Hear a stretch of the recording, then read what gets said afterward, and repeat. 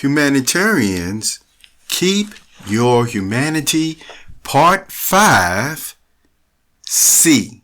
Hello, Perceptive Readers. I hope you will enjoy this conclusion of the Humanitarians Keep Your Humanity series. I want to catch you up on the reading. The last reading we did was actually in Genesis chapter 27. Now, in Genesis chapter 28 and 29, Jacob, remember, he already had the dream, the Jacob's ladder we talked about. And then he moved on now to Laban. See, he went to the land of the Orientals, as the scriptures put it. And Laban was his mother's brother.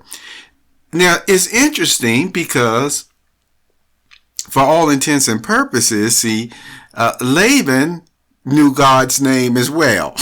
So, you can say he was serving God as well. Okay.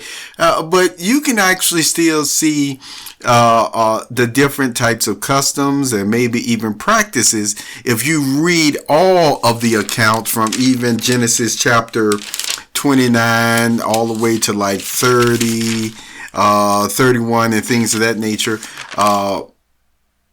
of the way that he comported himself, his personality.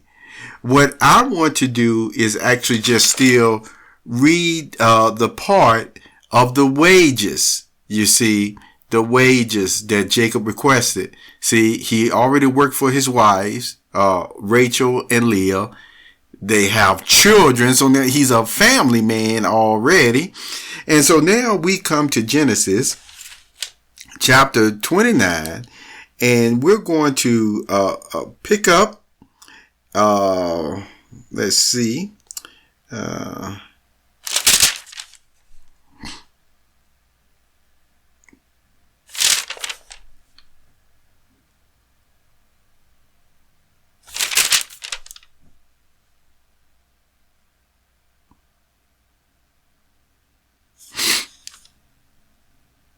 here we go, Genesis chapter 30. And we're going to pick up with verse 22, and then we will read to just the completion of the chapter, and then I will close out this series. So this is Genesis chapter 30, verse 22 through 43. We begin. Finally, God remembered Rachel. And God heard and answered her in that he opened her womb. And she became pregnant and brought a son to birth. Then she said, God has taken away my reproach. So she called his name Joseph, saying, Jehovah is adding another son to me. And it followed that when Rachel had given birth to Joseph, Jacob immediately said to Laban, send me away that I may go to my place and to my country. Give over my wives and my children for whom I have served with you that I may go, for you yourself must know my service which I have rendered you.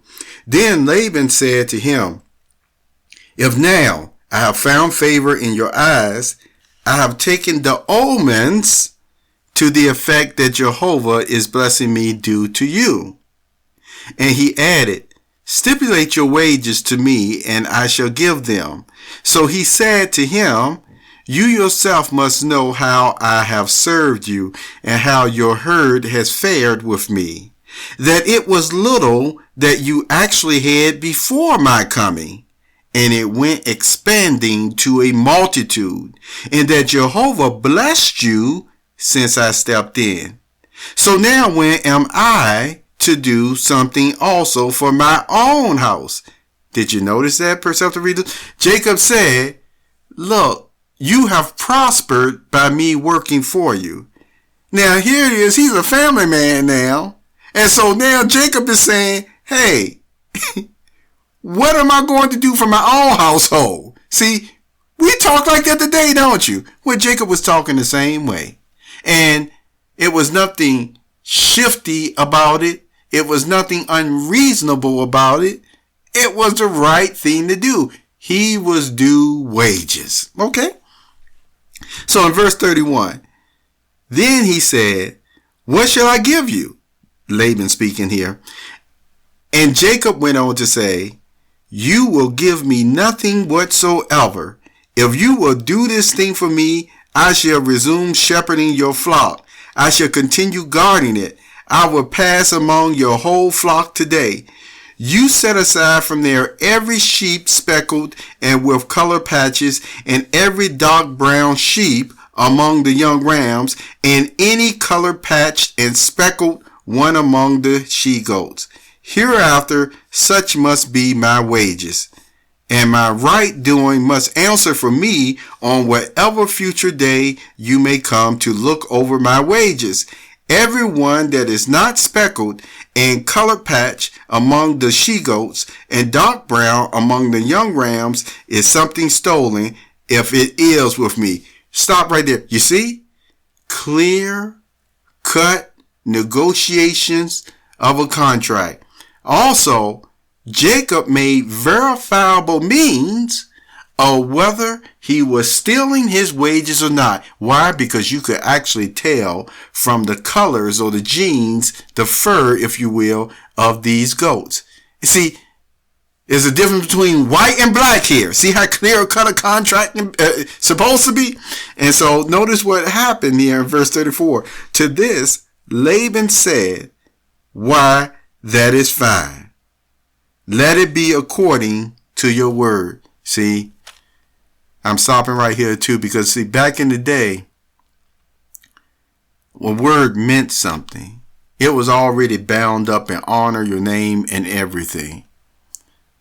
You have still people like that today, but I just want you to know that back in the day, you didn't always have to even write something down or even set up a monument, because persons were very much aware we're stating this agreement before God here.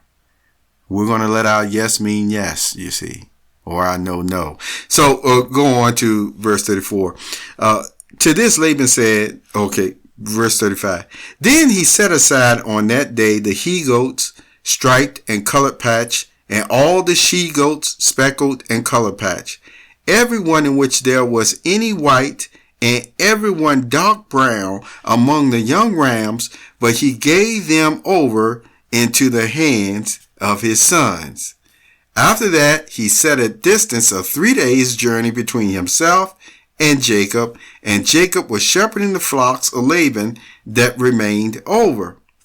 Then Jacob took for his use staffs, steel moist of the storks tree, and of the almond tree, and of the plane tree, and peeled in them white peel spots by laying bare white places which were upon the staffs. Finally, the staffs that he had peeled, he placed in front of the flock, in the gutters, in the water drinking troughs, where the flocks would come to drink, that he might get into a heat before them when they came to drink.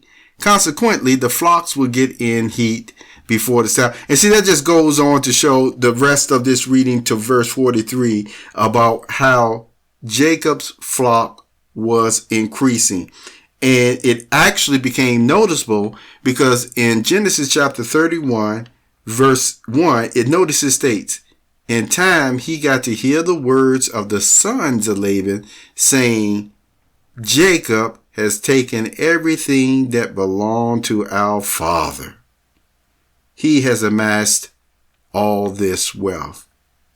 Now, I encourage you to read the rest of 31 to see why Jacob actually felt, look, we got to get out of here, him and his family.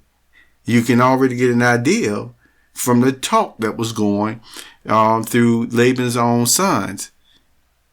You can just imagine jealousy and envy that was being stirred up. Now, what I want to say is Jacob was being still blessed by God. And it could go without a doubt, you see, that not only was Jacob still asking what was right, rightfully his, but see, Jehovah showed that through his blessing as well, that this is due Jacob as a wage. This was due Jacob as a wage. Jacob was an honest businessman. And that is what I really want to make clear with you.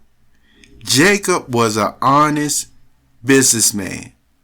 His personality, his character was not to be a dishonest individual. And he showed that. Even how the business prospered or increased. You see, with Laban, since he even came there from the beginning, Laban couldn't argue that.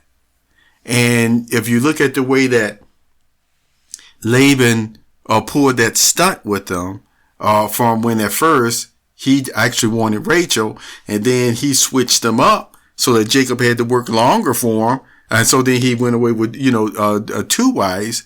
That Laban was what some people may look at was a shrewd business type person. And then in some of these other accounts, you can even see quite possibly he was mixing in some of the other convenient practices in his life for business as well. But you'll have to read the rest of the accounts to get that kind of feeling for it, So anyway, I just thought I'll share that with you, perceptive readers, humanitarians. I hope this helps you in some way to still keep doing good, even who you're doing good for is, as you heard me already say, seems like they just want to get over on you. I started talking about before. They may even talk about your mama, your daddy in your shoes, and make a whole comedy skit about you. But you know what? Your heart is still storing up good treasures, good stuff, you see, in heaven with God. And the thing about it is we all got, I know, our different circumstances, but I'm here to tell you today, when I say that God really does know our heart and our kidneys, that's actually scriptural. And so we're talking spiritually here. And kidneys is really who we are inside, even the inside, that we still show very few people, if not at all. But you know what? We show it to God in prayer. We show it through our affirmations. See, there are things that we tell God that we won't even tell nobody else. And even the things we won't even tell ourselves, God knows it. He even knows all the reasons behind it. So keep doing the best that you can, being the honorable persons that you are, as you also share dignity with others. And that's what I want to emphasize. Dignity and respect is different in the case of, you can have a person that you just don't really respect the way that they're doing certain things, or even business practices, like Laban, in these cases, some of these cases. But the whole point is, you still dignify them. You still give them the dignity of someone who is made in God's image, you see. So, thank you for being here. This concludes the series of Humanitarians Keep Your Humanity, Part 5C.